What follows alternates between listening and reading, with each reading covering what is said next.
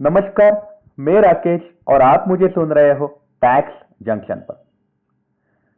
तो दोस्तों, अपने देश में कॉन्ट्रैक्ट फार्मिंग रिलेटेड जो किसान बिल आया है उसके ऊपर हड़कंप मचा हुआ है, क्योंकि कॉन्ट्रैक्ट फार्मिंग के तहत किसान जो है वो कंपनीज के साथ एग्रीमेंट करके अपना किसानों का जो प्रोड्यूस है वो कंपनीज को बेच सकते हैं। जो भी अनाज है वो कंपनीज को बेच सकते हैं कंपनीज के साथ कॉन्ट्रैक्ट करके। तभी एक केस सामने आया है औरंगाबाद बेंच में। बॉम्बे हाईकोर्ट के औरंगाबाद बेंच में एक केस सामने आया है जहां पे किसानों ने एग्रीमेंट किया था और ट्रेडर ने उनको फंसाया हुआ नजर आया। तो आइए जानते हैं कि एग्जैक्टली ये केस क्या है। लेकिन ये केस का जजमेंट देते हुए औरंगाबाद बेंच ने कुछ मुद्दे रखे हैं। औरंगाबाद बेंच ने ऐसा बोला है कि किसानों के साथ धोखाधड़ी होना ये दिन ब दिन बढ़ते जा रहा है। ये दुर्भाग्य की बात है कि अपने देश की कोई भी सिस्टम इस बारे में कोई भी सेंसिटिविटी नहीं दिखा रही है कि जो किसानों के साथ प्रॉब्लम हो रहे उनको इग्नोर किया जा रहा है, उन पे ध्यान नहीं दिया जा रहा है। किसानों के पास ऑलरेडी कोई भी रिसोर्सेस नहीं होते, किसान कोई भी लीगल एक्शन भी नहीं ले पाते हैं। तो यही चीज का फायदा उठाते हैं ट्रेडर्स। ट्रेडर्स क्या करते हैं कि किसानों ने जो हार्डवर्क करके जो अनाज उगाया रहता है वो सारा अनाज जो है वो ट्रेडर्स लोग बेच देते हैं और किसानों को उसमें कुछ भी प्रॉफिट नहीं देते। और इसी के कारण किसानों में आत्महत्या का प्रमाण जो है दिन ब दिन बढ़ता जा रहा है। किसान जो है अलग अलग तरीके के प्रॉब्लम फेस करते हुए नजर आ रहे हैं। और जैसे ये केस सामने आया है यहाँ पे भी हमें चीटिंग नजर आ रही है और इसके कारण किसान जो है आत्महत्या कर सकते हैं। और इसी के कारण कोर्ट ने जो एप्लीकेशन दाखिल हुआ था वो खारिज किया था। अब यह एप्लीकेशन था क्या, आइए करते हैं हम इस बारे में बातचीत। तो ये बहुत ही एक सीरियस मुद्दा हमें नजर आ रहा है कि किसान जो है उनको बोला जा रहा है किसान बिल के तहत कि आप कॉन्ट्रैक्ट फार्मिंग करो। लेकिन अगर ऐसा होता गया कि किसान फंसते गए कॉन्ट्रैक्ट फार्मिंग के तहत तो क्या मुश्किलें हो सकती है। बिल तो अभी आया लेकिन ये केस जो है वो इनिशिएट हुआ है 2017 में। 2017 में एक इन्फॉर्मेंट करके एक लेडी थी। ये लेडी को एक ट्रांसपोर्टर ने कांटेक्ट किया। ट्रांसपोर्टर थे खंडेलवाल ट्रांसपोर्टर। उन्होंने ये लेडी को कांटेक्ट किया और लेडी को ऐसा बोला कि आप क्या करो कि किसानों के पास से आप केले लेके आया करो। हम क्या करेंगे, सारे के सारे केले जो है ये हमारे ट्रांसपोर्ट में ले जाके हम अलग अलग राज्यों में बेचेंगे। हम अलग अलग राज्यों में बेच के वहां से हमें ज्यादा पैसे मिल सकते हैं और फिर हमें ज्यादा मुनाफा होगा। वो सारा मुनाफा है वो हम आपको ट्रांसफर करेंगे और आप किसानों के साथ भी शेयर कर सकते हो। हम सब लोग पैसा उसमें कमाएंगे। ऐसी बात खंडेलवाल ट्रांसपोर्टर ने वो महिला को बोली थी। तो उन्होंने ऐसा बोला था कि हम आपको अच्छी कीमत देंगे और सब लोग ज्यादा प्रॉफिट कमा लेंगे। और ये ट्रांसपोर्ट बिजनेस के कारण वो इंडिया में अलग अलग जगह पे वैसे भी खंडेलवाल ट्रांसपोर्ट की गाड़ियां चलती है, तो वहां पे हम आपको हायर प्राइस में केले बेच के देंगे। और ये लेडी ने ऐसा बोला है कि लेडी बोली कि मैं आपको केले नहीं बेचना चाहती क्योंकि मैं आपको ज्यादा नहीं जानती हूं। इसलिए लेडी ने तब खंडेलवाल ट्रांसपोर्ट को बोला कि मैं आपको नहीं जानती हूं, मैं आपको केले नहीं बेचना चाहती। तो उसके ऊपर खंडेलवाल ट्रांसपोर्ट ने बोला कि हम आपके साथ एग्रीमेंट करने को रेडी है, हम एग्रीमेंट करो और वो एग्रीमेंट के बेसिस पे जो भी व्यवहार होंगे उसके तहत हम आपको प्रॉमिस देंगे कि आपको ज्यादा प्राइस मिल जाएगी। और इसलिए एग्रीमेंट भी बनाया गया लेडी के साथ। लेडी जो है वो किसानों से बनाना लेके आने वाली थी और वो सारा बनाना जो है वो खंडेलवाल ट्रांसपोर्ट को देने वाली थी। खंडेलवाल ट्रांसपोर्ट जो है वो सामान बनाना बेच के केले बेच के आए हुए पैसे प्रॉफिट जो है वो लेडी को देने वाले थे और लेडी किसानों के बीच में डिस्ट्रीब्यूट करने वाली थी। ऐसा ये कॉन्ट्रैक्ट हो गया था, ऐसी एक एग्रीमेंट साइन हो गई थी। लेकिन एग्रीमेंट जैसे ही हुआ तो उन्होंने क्या किया, वो लेडी ने धीरे धीरे किसानों के साथ संपर्क किया और उन्होंने जो केले जो है वो खंडेलवाल ट्रांसपोर्ट को देना चालू कर दिया था।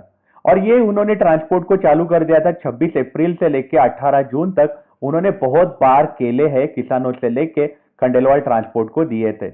लेडी ने आगे ऐसा बोला है कि जो केले जो है हम खंडेलवाल ट्रांसपोर्ट को दिया करते थे और उन्होंने ऐसा बोला है कि उन्होंने सारी प्रोसीजर अप्लाई की थी। मतलब खंडेलवाल ट्रांसपोर्ट जो है वो खाली ट्रक भेजा करते थे और वो जो खेत है वहां पे भेजा करते थे और साथ ही साथ वहां से केले कलेक्ट करते थे।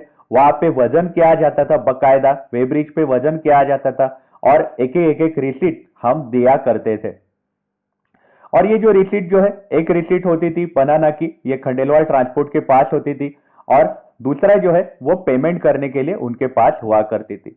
एक रिसीट जो होती थी खंडेलवाल ट्रांसपोर्ट के पास होती थी और ड्राइवर के पास होती थी, और जो डेस्टिनेशन पे कैरी करके जाता था इनका केले। तो इसके बाद जो लेडी है उन्होंने ऐसा बोला कि डिलीवरीज बहुत सारी, बनाना की डिलीवरीज हमने बहुत सारी की, ऑलमोस्ट 248 डिलीवरीज हमने बनाना की करी हुई है। टोटल अमाउंट जो है उसमें आ रही थी लगभग 2.8 करोड़ रुपए की अमाउंट आ रही थी, मतलब ऑलमोस्ट 3 करोड़ रुपए के केले जो है वो सप्लाई हुए थे खंडेलवाल ट्रांसपोर्ट को। लेकिन लेडी का ऐसा कहना है कि ये जो पैसे जो है हमें इनिशियली हमें पैसे दिए गए, हमें 21 मई 2017 से लेकर 18 जून 2017 तक जितने हमने केले दिए थे उसके रिलेटेड हमें कोई भी पेमेंट नहीं दिए गए, हमें कोई भी पेमेंट नहीं दिए थे, और हमें सिर्फ 3 बार ही पेमेंट दिए गए। तो लेडी का ऐसा कहना है कि हमें पेमेंट नहीं दिए गए। अब इसमें क्या हुआ था कि जो लेडी है उनके ऊपर से फिर किसान क्या करने लगे, इंसिस्ट करने लगे कि आप हमें पैसे दो, अगर आपको पैसे सामने से नहीं आ रहे तो आप हमें पैसे दो। तो लेडी जो है वो खंडेलवाल ट्रांसपोर्ट के पास गई थी, तो खंडेलवाल ट्रांसपोर्ट वाले ने बोला था अभी फिलहाल जो है कैश क्रंच है, हम आपको कुछ दिन बाद पैसे देंगे। कि इसके कारण क्या हुआ कि वो किसानों को पैसे नहीं दे पा रही थी, और किसान उनके ऊपर हल्ला बोल कर रहे थे लेडी के ऊपर कि आप हमारे पैसे हमें दो।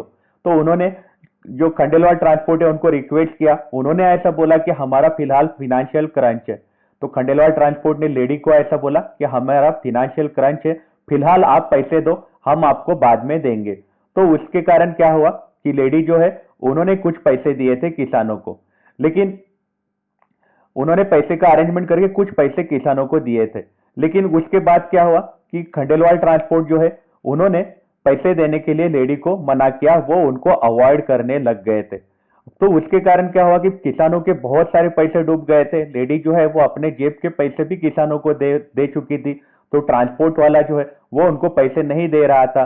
बहुत सारे केले, ऑलमोस्ट 3 करोड़ रुपए के केले वो लेके गए थे, 2.8 करोड़ रुपए के केले वो लेके गए थे। तो उसके कारण क्या हुआ कि किसान जो है वो बहुत ज्यादा लेडी के ऊपर डिमांड करने लगे कि, और वो लेडी जो है वो कंटिन्यूसली खंडेलवाल ट्रांसपोर्ट के पीछे पड़ गई थी।